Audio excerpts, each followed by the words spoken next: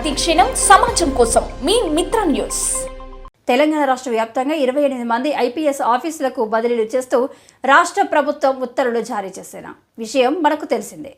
అందులో భాగంగా మహబూబ్ నగర్ జిల్లా నూతన ఎస్పీగా గురువారం జానకి ధారావత్ ఐపీఎస్ బాధ్యతలు చేపట్టారు. ముందుగా ఎస్పీ కార్యాలయంలో పోలీస్ గౌరవ వందనాన్ని స్వీకరించారు. ఈ సందర్భంగా పోలీసు అధికారులు నూతన ఎస్పీకి పుష్పగుచ్చాలు అందించి స్వాగతం పలికారు.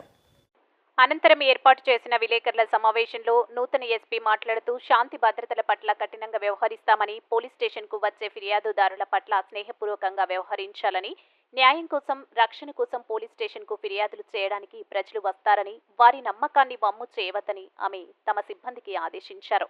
అదేవిధంగా రౌడీ షీటర్ల కదలికల పట్ల ప్రత్యేక నిఘా ఉంచుతామని, నిషేధిత మారక ద్రవ్యాల క్రయ విక్రయాలపై ఉక్కు పాదం మోపుతామని ఆమె అన్నారు.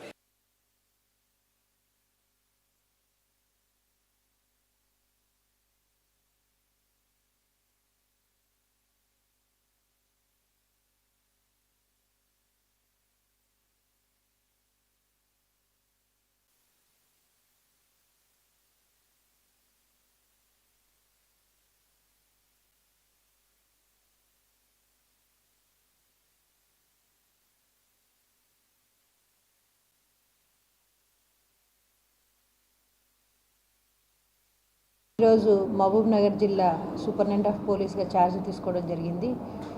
ప్రజా భద్రతే ధ్యేయంగా మహబూబ్ నగర్ జిల్లా పోలీసులు పనిచేస్తామనేసి ఈ సందర్భంగా మీ అందరికీ కూడా మాటిస్తున్నాను.